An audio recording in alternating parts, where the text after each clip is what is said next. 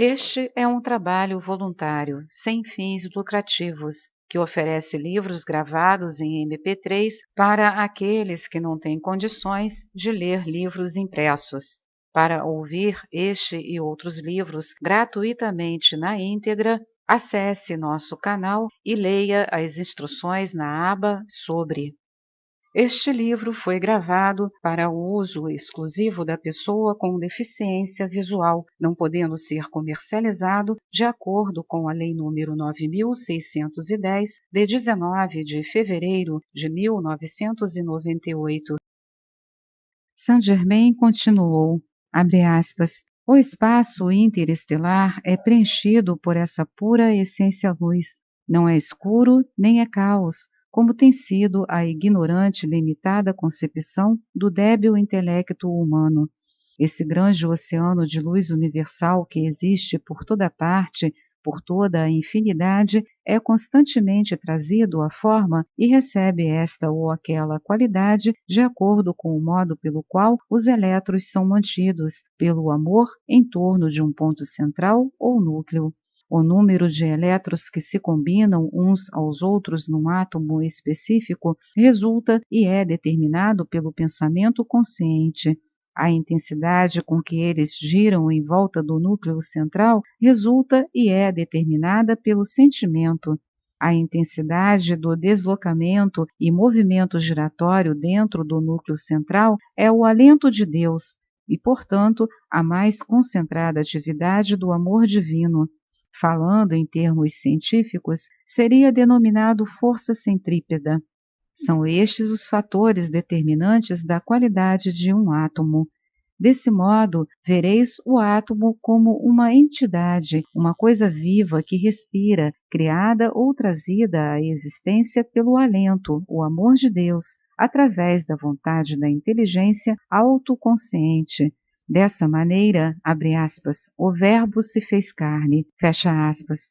Pensamento e sentimento constituem o mecanismo que a inteligência autoconsciente emprega para realizar essa manifestação do seu ser.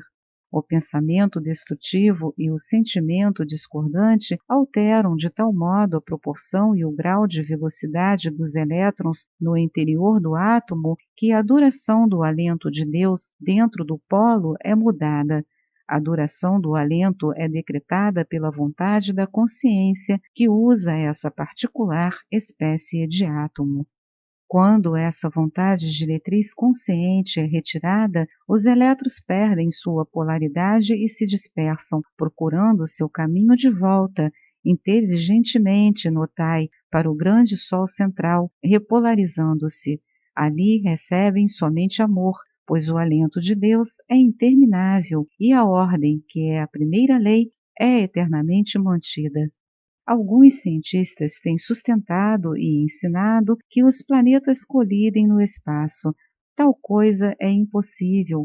Para isto acontecer, teria que ser arremessado no caos todo o plano da criação. Felizmente, as poderosas leis de Deus não estão subordinadas às opiniões de alguns dos filhos da Terra. Pensem o que pensarem os cientistas terrenos, a criação de Deus está sempre se movendo para adiante e expressando perfeição cada vez maior. O pensamento construtivo e o sentimento harmonioso dentro da mente e do corpo humano são as atividades do amor e da ordem. Estes permitem que a perfeita proporção e velocidade dos elétrons dentro do átomo se mantenham permanentes. Desse modo, eles buscam o seu caminho inteligentemente até o grande Sol central, para repolarizar-se sempre que houver dispersão e perda da polaridade, e enquanto for mantida a duração do alento de Deus dentro do seu núcleo, pela vontade da inteligência diretora autoconsciente que utiliza o corpo no qual eles existem. Desse modo, a qualidade de perfeição e a manutenção da vida num corpo humano estão sempre sob o controle consciente da vontade do indivíduo que o ocupa. A vontade do indivíduo é suprema com relação ao seu templo, e mesmo em caso de acidente, ninguém deixa seu corpo-templo enquanto não o quiser. Muitas vezes os padecimentos do corpo, o medo, a incerteza e muitas outras coisas influenciam a personalidade para mudar suas decisões acerca do que decidiu no passado. Mas tudo o que acontece ao corpo está e estará sempre sob o controle da livre vontade individual. Para compreender a explicação acima, concernente ao elétron e ao controle consciente que o indivíduo tem para governar a estrutura atômica do próprio corpo através do seu pensamento e sentimento, deve compreender o princípio uno que governa a forma por toda a imensidade. Quando o homem fizer o esforço necessário para provar isto a si mesmo ou dentro do seu próprio corpo atômico de carne, então tratará de se dominar. Quando tiver feito isso, tudo no universo será voluntário cooperador seu para realizar o que desejar através do amor. Todo aquele que se faz voluntariamente obediente à lei do amor tem a perfeição em sua mente e em seu mundo permanentemente mantida. A ele e só a ele pertence toda a autoridade e mestria. Só ele tem o direito de ordenar, porque aprendeu primeiro a obedecer. Quando tiver conseguido a obediência da estrutura atômica dentro de sua própria mente e corpo, toda a estrutura atômica fora de sua mente e de seu corpo também lhe obedecerá. Assim, a humanidade, através do pensamento e do sentimento, tem o poder de se elevar à maior altura ou submergir na maior profundeza. Cada um, por si só, determina seu próprio caminho de experiência, pelo controle consciente de sua atenção quanto àquilo que permite à própria mente aceitar, pode andar e falar com Deus face a face, ou, desviando-se de Deus, tornar-se inferior aos animais, mergulhando sua consciência humana no mais profundo esquecimento. Neste último caso, a chama de Deus dentro dele se retira de sua habitação humana. Depois de anos de tempo, ela tenta de novo uma jornada humana no mundo da matéria física, até que a vitória final seja alcançada conscientemente e por sua livre vontade. Fecha aspas. Eu então falei das possibilidades ilimitadas que, como Saint-Germain me mostrara, estão perante a humanidade, sempre que haja aceitação voluntária da grande presença divina dentro de cada indivíduo, como força diretriz e realizadora. Perguntou-me o comprador da mina por que usava eu tantas vezes a palavra aceitação, e eu relembrei as palavras que Saint-Germain empregara para explicá-la a mim, dizendo, abre aspas, mesmo na atividade externa de vossa vida, se comprardes alguma coisa e não a usardes, ou se algo maravilhoso e perfeito vos oferecerem e não o aceitardes, ser-vos-á impossível tirar daí algum proveito. Assim acontece com a grande presença de Deus dentro de nós. A menos que reconheçamos que a nossa vida é a vida de Deus e que todo o poder e energia de que dispomos para fazer o que quer que seja é poder de Deus e energia de Deus, como poderemos ter qualidades de Deus e realizações em nosso mundo? Como filhos de Deus, somos autorizados a escolher a quem serviremos, se a poderosa presença de Deus dentro de nós ou a personalidade humana exterior. A satisfação dos apetites humanos exteriores e das exigências dos sentidos tem como único resultado miséria e destruição. Todo desejo construtivo é realmente o próprio Deus interior impulsionando a perfeição a manifestar-se para uso e proveito do eu externo. A grande energia de vida está fluindo através de nós constantemente. Se a dirigirmos para realizações construtivas, ela nos trará alegria e felicidade. Se a dirigirmos para a satisfação dos sentidos, não pode haver senão miséria como resultado, porque é tudo ação da lei, uma vida-energia impessoal. Conservai diante da atividade externa de vossa mente a lembrança constante de que sois vida, Deus em ação em vós mesmos e em vosso mundo.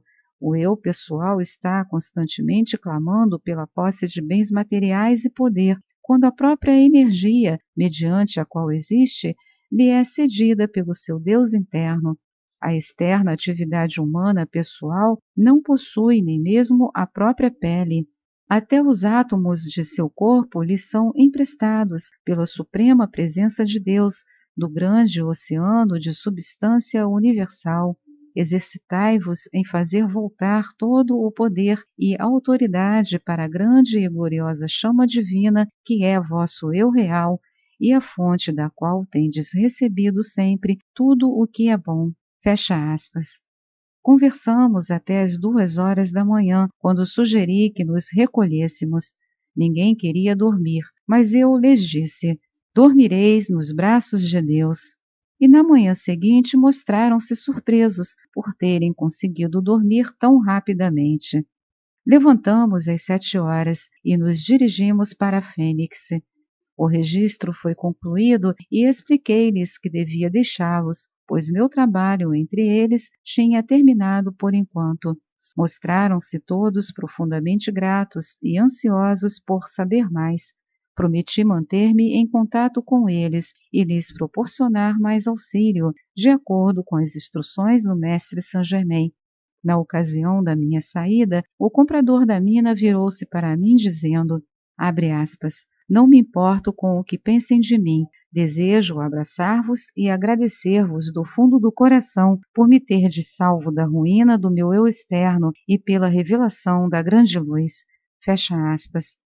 Inclinei a cabeça com profunda humildade e respondi, abre aspas, agradecei a Deus, eu sou apenas o canal.